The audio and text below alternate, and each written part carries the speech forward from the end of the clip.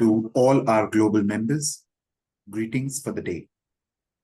It's afternoon in India, and I can see it's morning in Australia. It's our pleasure to hold our second AATM-NRL joint webinar.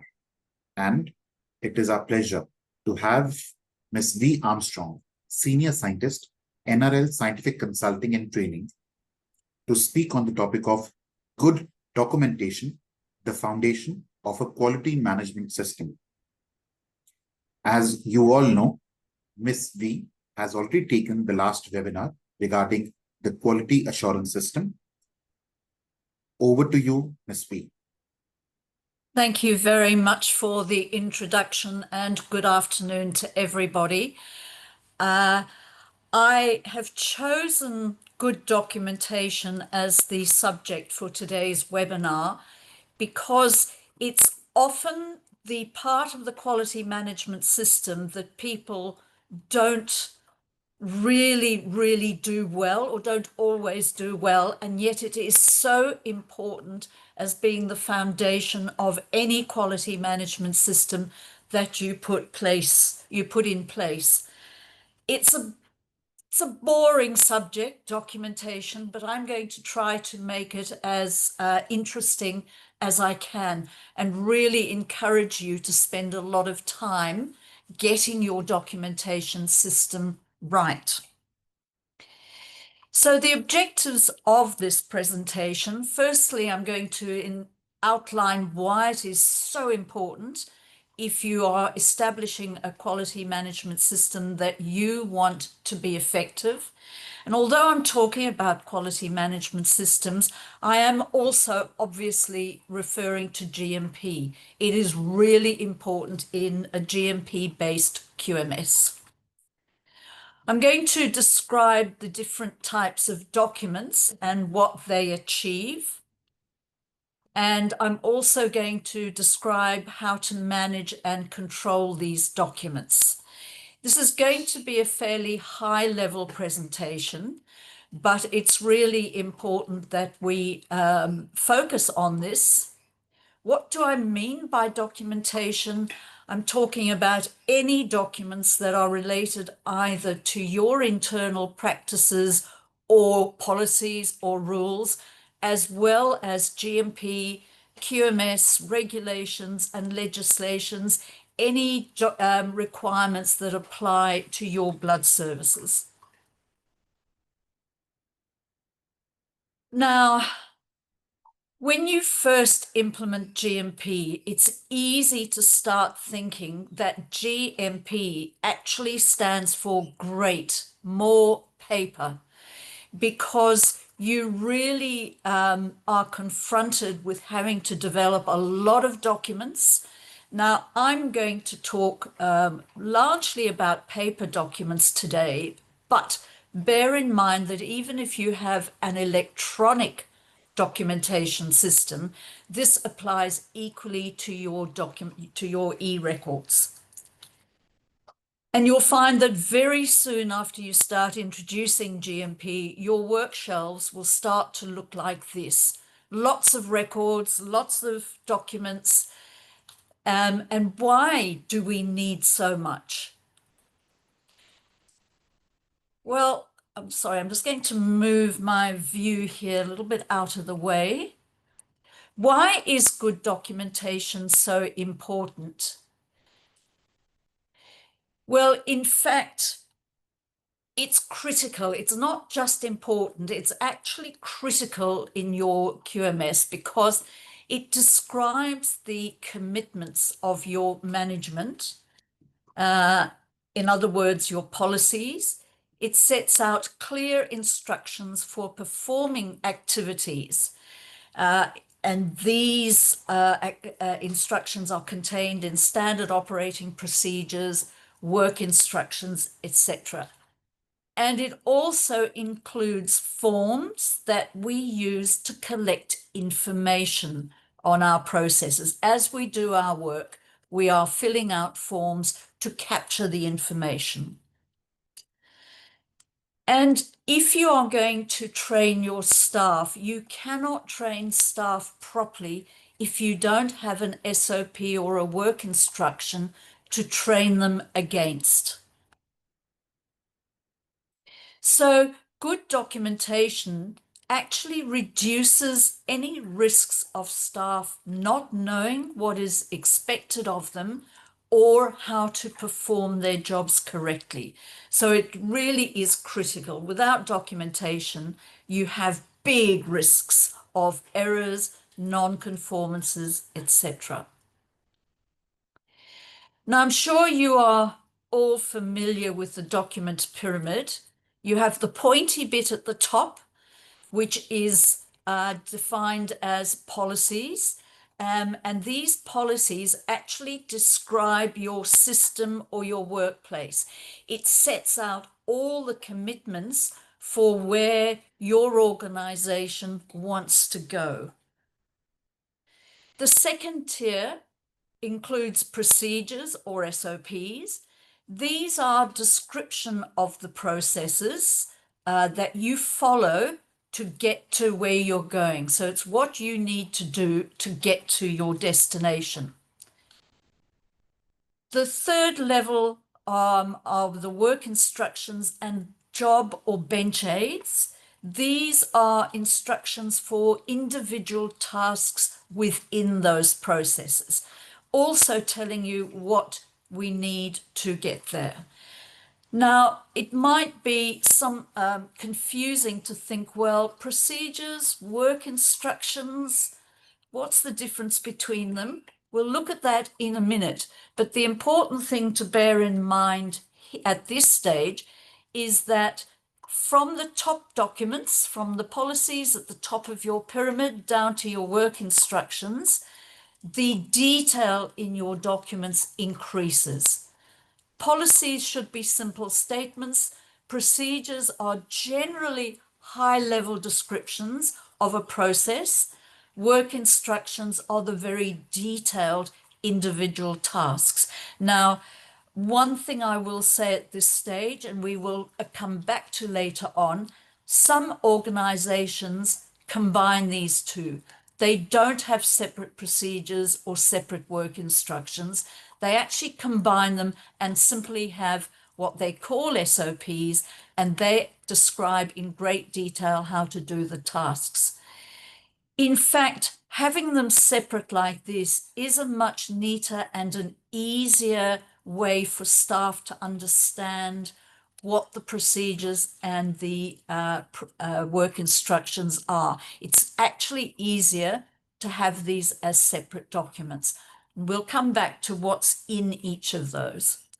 The fourth level, or the bottom level, are the forms, the checklists, workbooks that you use, and they become your records.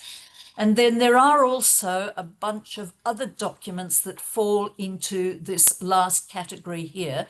Collectively, these all support your system. Certainly the forms, the checklists, the workbooks, when they become records, they give you the evidence that you've actually got to where you're going. So you've got the commitment. This is where we're going with quality. This is at a high level what we're going to do to get there. This is the detail of how we're going to do all the small tasks.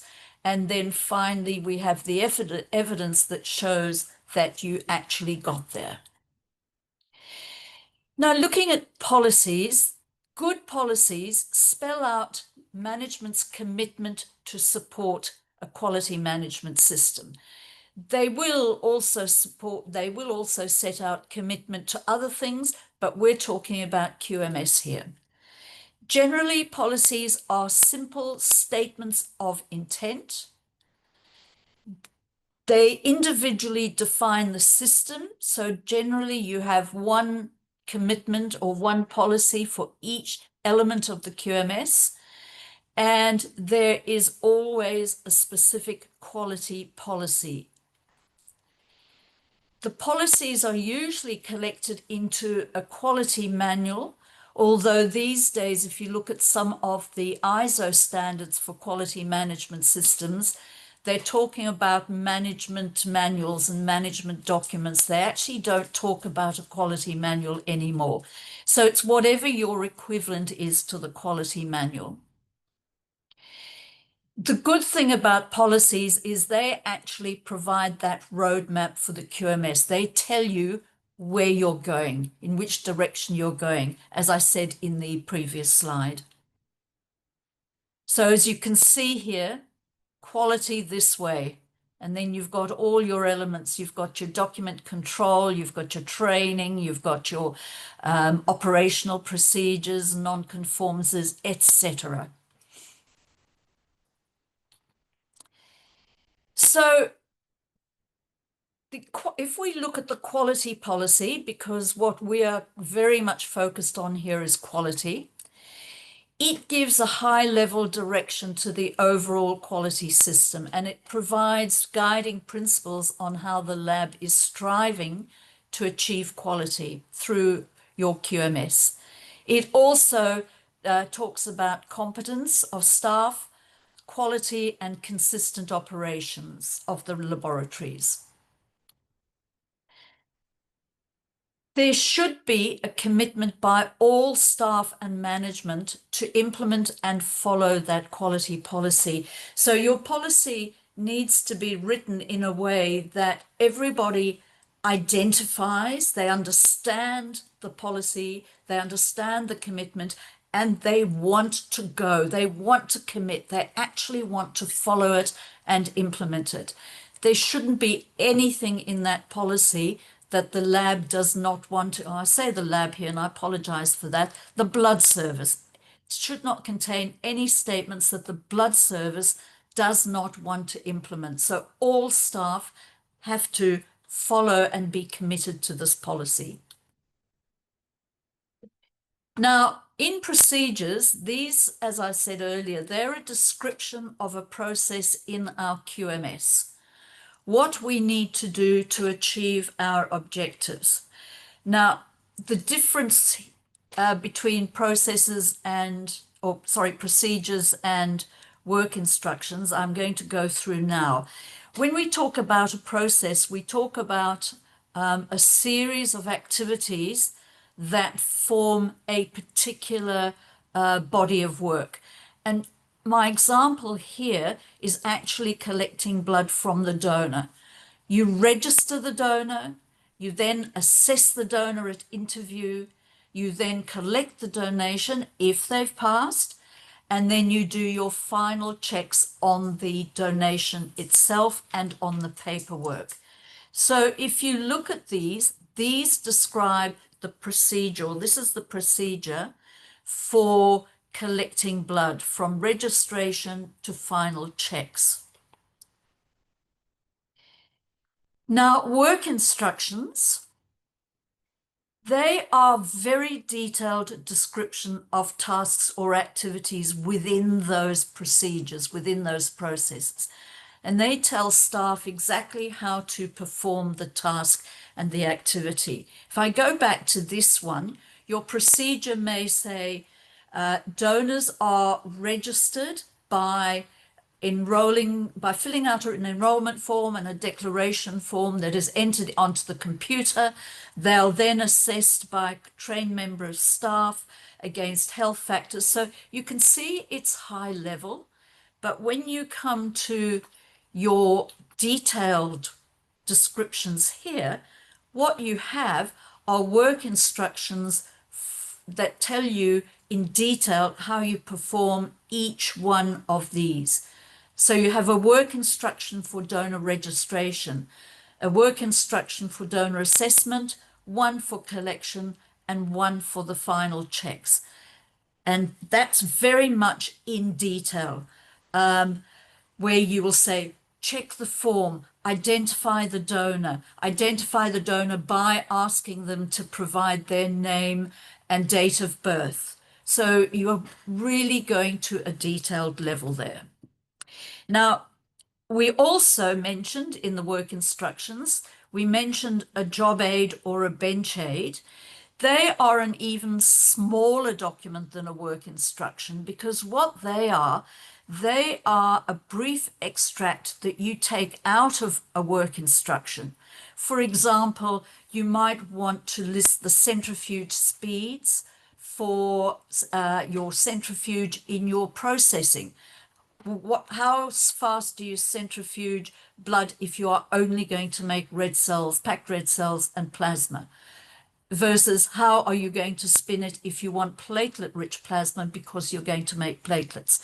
So what you're doing is you're taking just a brief extract from your work instruction, and these are the sort of bench aids that you would put up on the wall above your centrifuge. They're still part of your documentation system, and you need to manage and control them, but they're normally just a page or 2 pages maybe.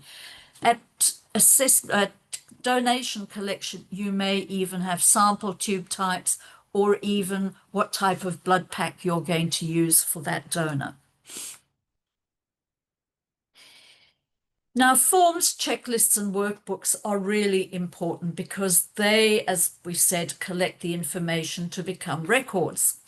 And the sorts of records that we have here, obviously, you know, you've got a donor clinical record here, an ordinary old checklist here. You might have a workbook in your assessment room where you record donor screening. This information that you're collecting tells you who did what, when, where, how, and what were the results. These are important because they give you traceability for your processes and your components. Now, in that last group, we did have other documents, and the sorts of documents that we would include in here are things like your project plans or your change plans, any reference documents or external documents like your standards and guidelines. And here I have a copy. I'm not sure if this is the latest one. It's 2021, I think. This is the standard, the PICS guide for blood establishments and hospital blood banks. So you would have your code of good manufacturing practice or your WHO quality assurance guide. That's what's included under standard and guidelines. You may also have references to textbooks or even publications from various medical journals. We don't have so much of these, and we don't have many textbooks. Most of our reference and external documents are either our codes of practice and our standards or equipment manuals, the user manuals that we get from, you know, if you're using an Abbott analyzer in your virology laboratory or your TTI lab, then you will use their manual, their operating manual, to guide you how to work the analyzer. You also would include under here reagent package inserts, because over time manufacturers change their reagents and therefore there are changes to the package insert. So you always need to read the package inserts, make sure they're current. And here I've just given an example of an Alinity. I think it's an anti-HBs reagent kit, just as an example. Now, this is a lot of documentation, but if you were not to have any documentation, first of all, staff don't know what your management want. The commitment from them is not visible. It doesn't lead the staff in the right direction, and it doesn't inspire the staff to really want to work hard and to do the right thing for the blood service. Staff then have to rely on verbal training. People have to just tell them verbally how to do their jobs. And I'm sure you know that you might remember the next day, but if you then go away for a long weekend, you come back, you won't remember all the details. There's nothing for staff to refer to if they can't remember how to do their jobs. And what you find is staff start to do the jobs inconsistently. Everyone's doing it slightly differently, and shortcuts become normal practice. And you get a lot of errors and mistakes happen. Importantly, also, there's no traceability. So you can't prove that you've achieved the correct level of quality that you were aiming for. And if you have a problem or a failure or a non-conformance, it's very difficult then for you to actually trace through the process, look at who did what and how and using what to try to identify the cause, the root cause of the failure. So it's almost difficult, it's difficult to almost impossible to investigate those sorts of failures if you have no traceability. But having documentation in place is not enough on its own. You can't write an SOP, put it in place, and then forget about it. The documents need to be effective and they need to be controlled. So if we start by looking at effective documentation, documents must be well written, which means you have to plan how to write them. You have to plan the process before you write it into a procedure, for example, and they need to be controlled. In other words, the documents in the workplace must be up to date. They must be the current version, so you need to review them regularly and make changes as soon as you can. They need to be at the right place, so no good sending processing SOPs to donor collection because donor collection doesn't do any processing. So they've got to go to the correct work area, and any old copies must be removed and discarded. And you need to store your documents in a safe place where they can't be damaged. So this second part here, the control, that's called document control, and we will talk about that shortly. So planning, having effective document really reduces the risks of staff misunderstanding what is written or accidentally following procedures that are out of date. Planning and writing good documents, really, really important. You shouldn't just, put words together and issue them and say, well, that'll do.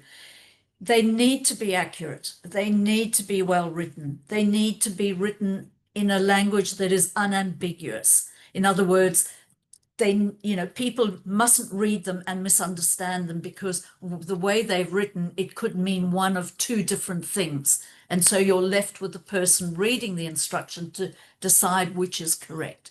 And they need to be easily understood. It's good and good part of document control to have a standard format so that all documents of a particular type look the same, have the same structure.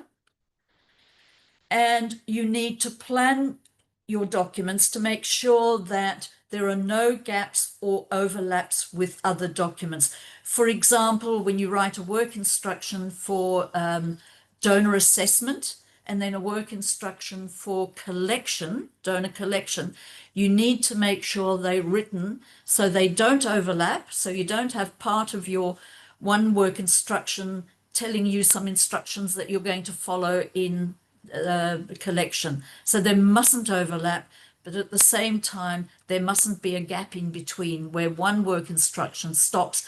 Then there's an action that should be written in that work instruction, but it's not written there and it's not written in the next one.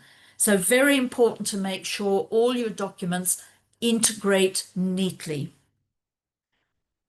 And the best way of planning is to have either a flow chart or a swim lane type of process mapping, where you map out your process. That also makes sure that you don't forget any steps. Oops, ignore that. Sorry, that should have come up last. I'll come back to that in a minute. Policies are statements of intent or commitment. And ideally, policies are short and succinct. They shouldn't be long or wordy. I've seen some policies that are pages long. I think the longest one I've seen is about 37 pages. And that's really not what you want. You want a short, succinct policy. And they should be written, one for each QMS element. For example, we've discussed the quality policy. There should be a training policy, an OH&S policy, non-conformance policy, etc. So it's a commitment saying we will record and investigate all non-conformances to identify root cause and implement corrective action. That's all you need. Simple and straightforward. Your detail follows in your procedures and your work instructions. So I just bluntly made up two policies here as examples. This is the quality policy. XYZ Blood Service is committed to delivering safe, high quality blood components and services to customers. And I've said customers, not patients, because you're also providing services to hospitals, meeting all applicable regulatory requirements and continuously improving processes to enhance patient treatment. This one's a training policy, short and simple as well. XYZ Blood Service is committed to ensuring all staff are trained and competent to support the delivery of safe, high quality blood components and services to customers. That just links it back to your quality policy. So you can see they are short and they are succinct. SOPs, as I said, are descriptions of processes, and ideally they would contain a flow chart of the process showing links to other documents. The procedure should ideally also have the roles and responsibilities of staff, because you need to know that if you have 3 levels of staff in your collection area, you need to know which members of staff can do everything, which can only do labeling, which can actually do the venipuncture. So, you know, you need to be able to say, yeah, these are what the staff need to, what they are responsible for. These, of course, are also included in your job description, but it's good to have those in an SOP. And it's also very useful to have the training competencies required for each level of staff member. So the head of this department is responsible and must be competent to perform and train. This member must be competent to perform, but this person here, who's just an aide, a ward attendant, only needs to read and understand. So you can put those competencies in there. That helps you enormously with your training programs and your training plans. At this stage, if you've got your 2 levels, your SOPs and your work instructions, these shouldn't be detailed down to task level. So they'll be just at a high level. But as I said earlier, some organizations don't separate the how-to documents into the SOPs and the work instructions, but have just one level, in which case then it will be detailed down to task level. Work instructions, they set out detailed step-by-step instructions, and they provide traceability also by saying who should do how, what, when, and where. They ensure that all staff perform the staff consistently. So this leads to standardization, and that is what you want within a blood service. And ideally, if you have a national blood service that has a lot of different smaller services, everyone should be collecting blood in the same way. Everyone should be assessing donors in the same way. And this is how you do it, through your documentation. They form the basis for training. So staff are trained to the work instructions. They've got to be accurate. So you need to make certain they cover all the steps correctly. And it boils down to write what you do and do what you write. So write down what you must do, then do what you've written down.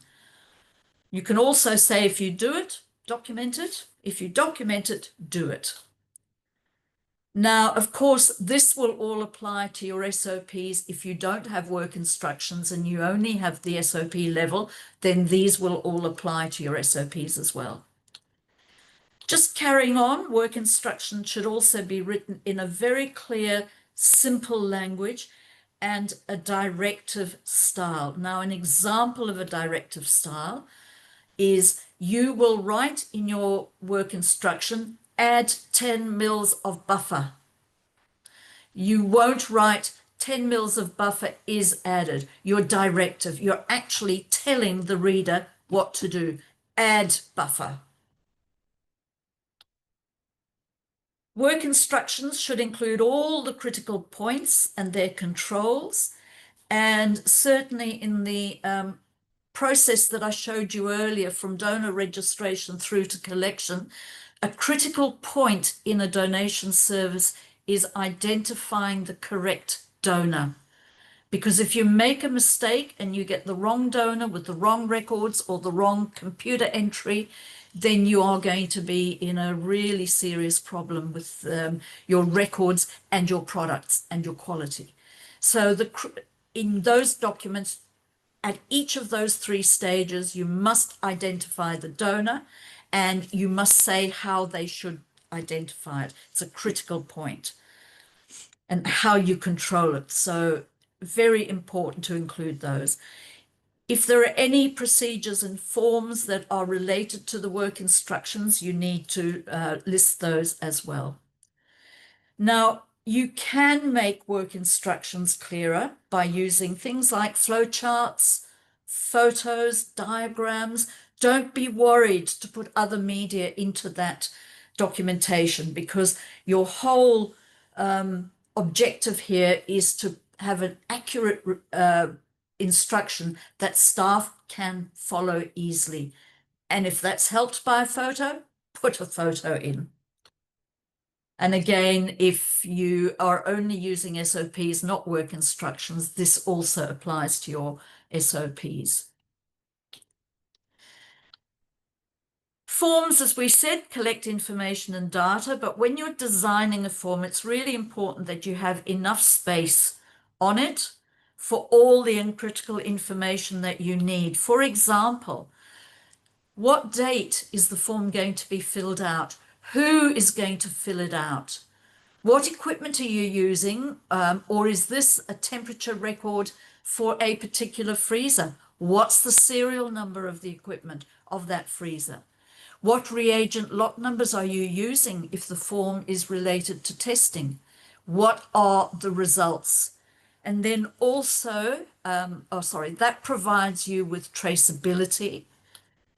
Also, if you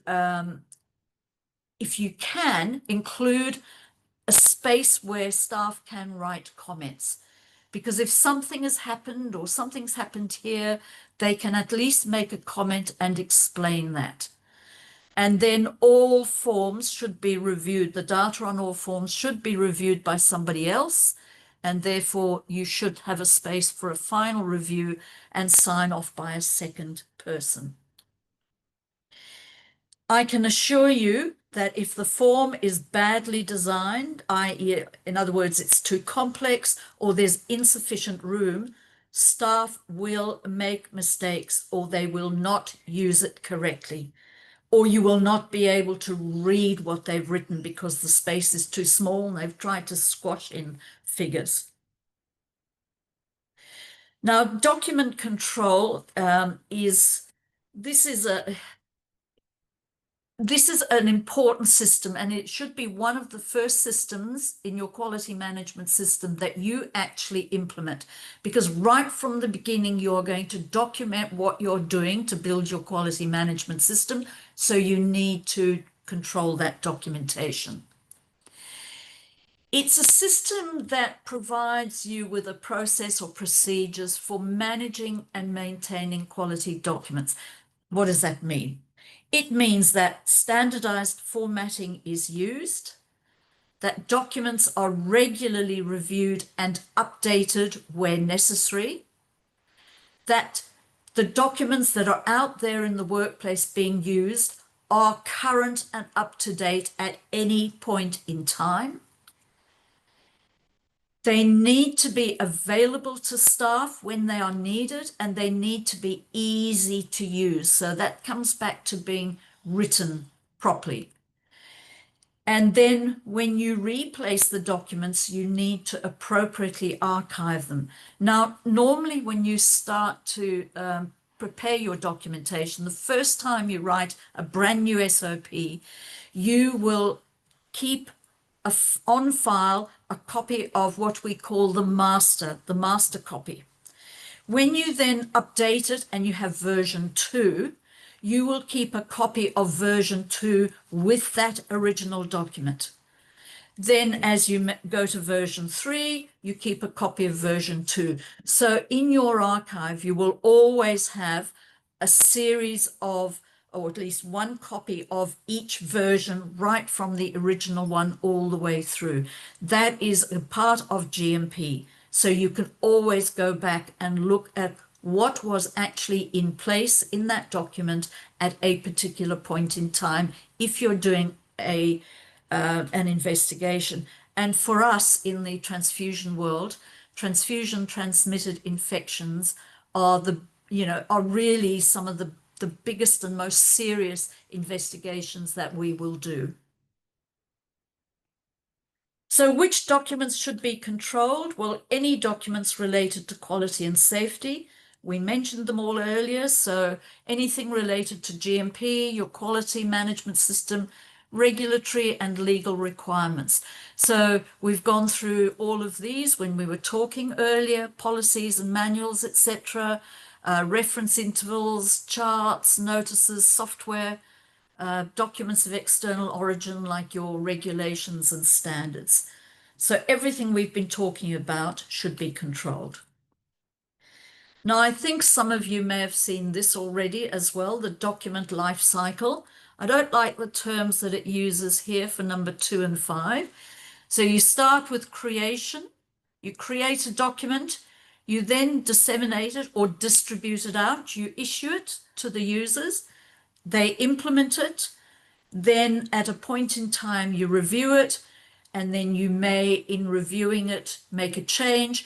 So you then reissue it and you eliminate. In other words, you withdraw, you pull back and remove all the old copies and put the new copies into place. And your document control system will actually have an SOP and work instructions that cover each of those 5 steps. So if we just start by looking at creation, there are basically 4 main steps when you create a document. You write one for the first time. The planning and writing of the draft. It is then reviewed. Once it's been reviewed and everyone's happy with it, it is approved. And then finally, once it's approved, it actually gets processed through the document control system. Now, when you're planning and writing, you need to choose your authors fairly carefully because you should pick someone who has good writing skills, can write well. And you must use and you use the approved format or template that's part of your document control. But you must pick someone who not only has the good writing skills, but someone who understands the task, has done it before, but also understands the QMS or GMP requirements as well.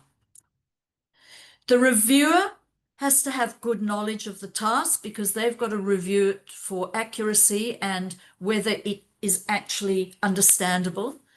And they should be able to critically review documents.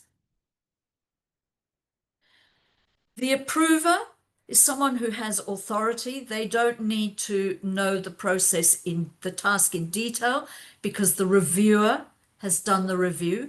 They just need to have a general knowledge of the task and they will actually sign it off and say, yes, it's ready to go.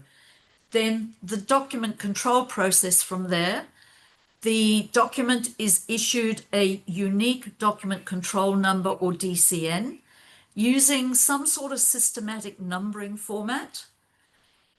Each document must have a very clear title, a version number, the date effective, and show that document control number. The number of pages must be on every page. For example, page 1 of 10, not just page 1, page 2, page 3, because you'll never know if actually this document has 5 pages and you've only got the first 3, the other 2 have been lost. So it must be page 1 of X. The authority for issue from the approver must be on there. And then if it's a second version, then a summary of changes. That can be written either at the front or at the back. When you are disseminating or distributing documents, once it's gone through the process, you should get them out to the workplace before the date effective, and they should be sent to areas that need or use them. Or hard copies of the document that are issued. So if you're issuing hard copies, you must identify them and manage them appropriately. We used to stamp each one with a copy number, copy 1, copy 2, copy 3. So we'd know that copies 1 to 3 went to collection, copies 4 and 5 went to checking, etc. Users must read or, where necessary, be trained and competent in the document before date effective. So if it's a process, it's a version 2 of a process, there might be a very minor change, in which case the users need only read it and understand. But if it's a brand new procedure, then you must train and be competent. And ideally, you want to have a master list of all the documents that you've got, what the current version is, and where it's been distributed to. If you have an electronic document control system, this sort of thing is all done for you, which is really great. Then, of course, the third step is to implement the documents. They should be implemented on the date effective, not before and not late, unless you have a collection centre that only operates, say, once a week, and the date effective is on Monday and they don't start work till Wednesday, then obviously they only implement it on Wednesday. Major changes and new documents will need a change plan. Don't forget that. So that will include all your training, etc. And documents should always be located or kept convenient to where the workplace is. So staff need to be able to get to them really easily, and they need to be protected from damage. If there's a change that needs to be made from the document to the document, even if it's a very, very small change, like changing 10 microliters to 100 microliters because of a typo, you shouldn't make it by hand or just scratch it out and make a change by hand. The change needs to go through the document control process. That's unfortunate because it is amount of work. And that is why it is so important to write your document properly and to get it reviewed properly. Those are the sorts of things you try to pick up. Otherwise, you know, I've gone around labs and I've looked at workplaces and I've seen copies of documents up on walls. They're controlled, but people have written notes and made changes by hand on them. And that's not controlling your documents. Now, documents must always be current. So if your process changes or the task changes, you must change the document, the work instruction. But there are some processes that we do the same way for a very long time. And what you need to do then is periodically, you must review those documents to make sure they are still accurate and there hasn't been a minor change sneak in that people who are familiar with it have forgotten to document. And this is not every month. We're talking about, for example, every 2 years or 2 years since the last change. So if you've got a document that you issued last year, you make a change today, then you wouldn't review it until 2 years from today. And reviews can either be full or partial, so you might only be looking at a flowchart or a particular part of your document, or you might be doing the whole document, and any changes or revisions that you make might actually be, in fact, minor. They could even be nil, no changes, or very small changes or very significant revisions. When you withdraw the documents, that's when you are reissuing a new version.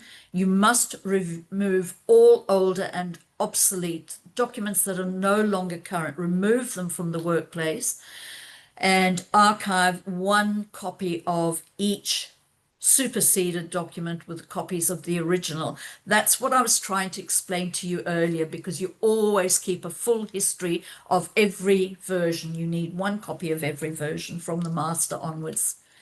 And you destroy all other out-of-date copies that are in the workplace.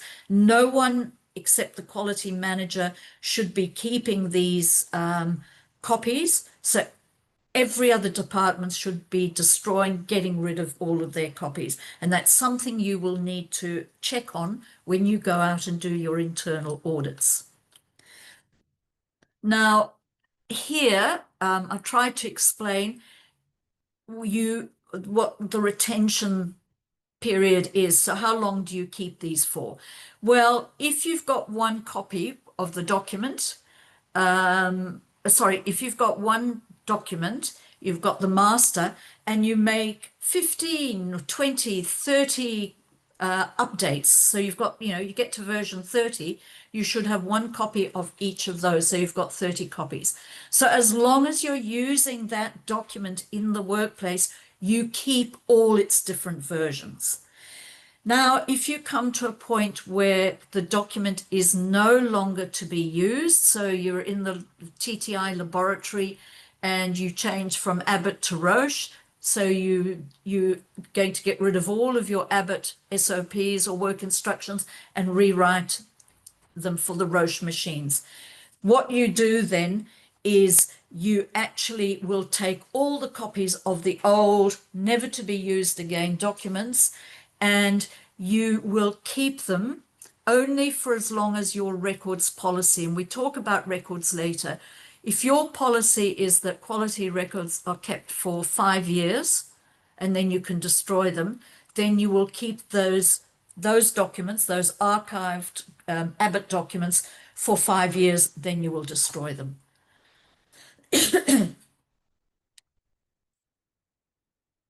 So finally, we come to records, and here you can really look at paper, electronic, photographic, internal records, external records, like a service engineer who comes in from Abbott or Roche to service your machines. You want them to give you records to say they've done it. So you have external records. Some records are handwritten, some are printed. So records can come in many shapes and forms.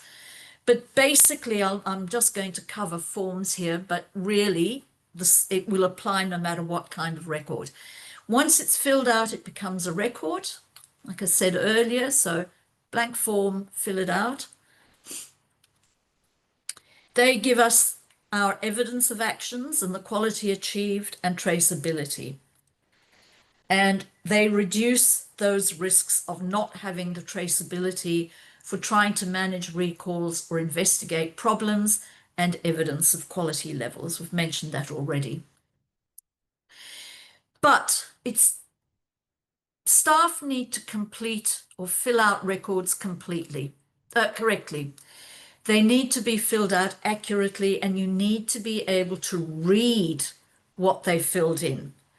And how many times people fill out figures very quickly and you're left thinking, is that a 3 or is that a 5? Is that a 1 or is that a 7 without a little dash across it? So it needs to be legible. They also need to be filled out at the time the task was performed. If it's 5 o'clock and you're wanting to get home and you've actually done something and you think, oh, I'll fill out the form tomorrow, I've got to go. No, not permitted. Fill it out at the time the task was performed. The other thing, don't ask, sorry, Wayne, can you fill it out for me? I must go.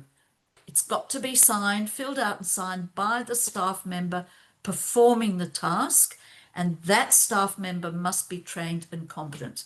So no asking other friends of yours in the lab or in the donor collection area, no asking your friends to actually fill out the form for you because you're busy or you're late for something. All fields on a form or in a record must be filled in, and if there is no information to put in there, put not applicable, an NA in there. So then when you're looking at it in 6 months' time, because you've had a problem and you're looking back at your records, you know that there was no information to go in there. Because if it's blank, you think, oh, did they forget to write something in there? So very important to do that properly. Amending records is also important. You should be able to see the original entry and the corrected entry, the date the amendment is made, and the person making the amendment. Now, this is an old copy of a record that I made years ago. I think you can see there the date there is 2012. So I've used this in all of my training, where you can see somebody's written here South Back instead of South Bank. So they've put a line through it, they've put their initials there, WT, and they've put the date, 20th of June, 2012. And you can see what was there before, you've got the new one, you've got who did it and the date. So that is correct. Here, someone's put the consignment date in, and it looks like 1, 2, 3, 4. They've actually put in 4 digits instead of 5, and they've just crossed it out and added that in. You can sort of see what's underneath there, but we don't know who did that and we don't know when it was done. So that is wrong. Storing records. So we're almost at the end of my presentation. Records should be stored in a location that is secure, that ensures confidentiality and provides protection from the environment and from any pests. So particularly if they're paper records, we know that cockroaches and all sorts of things eat paper. So we must, make sure that we then put pest control procedures in place. They should be transported securely and retained for a stated length of time. Everyone asks me, well, how long is that? Depends on your local or national regulations. When I was in the blood service in Australia, when we started implementing GMP way back in 1992, we had to store records for 20 years. A lot of other countries simply say they will be treated as medical records or hospital records, so we'll keep them for 5 or 7 years. So you need to know what your local or national regulations are. And at the end of that 5 or 7 years, then you can destroy them as long as it's destroyed in a way that preserves them confidentially. And you need to actually keep a record of, for example, donor hemoglobin forms from 2021 to 2025. You need to keep a record, destroyed on and the date and who did it. So finally, and I'm sorry I've gone a little bit, or haven't left much time for questions. A good documentation system is the foundation of GMP and an effective QMS. So essentially, documentation system is the first system you should be putting in place when you start to establish your QMS. It covers the development and control of many types of documents. These documents collectively provide communication of management commitments, instructions for staff on how to perform their jobs, standardization of practices, evidence that tasks have been completed and the expected level of quality achieved, and last but not least, traceability. And just to reiterate, it is the foundation of your system. It's what your QMS and GMP is actually built on. So thank you very much there. And I'm sorry, I've gone quite close to our allocated time, but I do hope that you have managed to at least refresh your memory for some things, if you have already, already know about documentation. But I hope also that for those of you who have not got much experience in that area, it's just giving you some things to think about and some pointers. Documentation's a pain, but it is so important. It really is. Thank you very much. Thank you, Ms. Vee, for such an informative talk. The session is now open for discussion. Any person or a participant who wants to ask a question may unmute themselves and ask a question.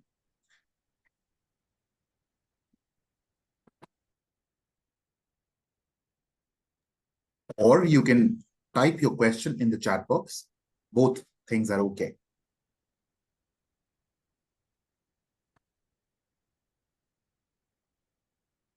Since there are no further questions, we thank you, Ms. Vee, for such an enlightening presentation, and thank you for sharing your time with us. My pleasure, and I look forward to your next webinar. If I'm not presenting, I shall attend. So thank you so Thank you much, so much. and good luck and be safe to everybody. Thank you so you. much. Bye.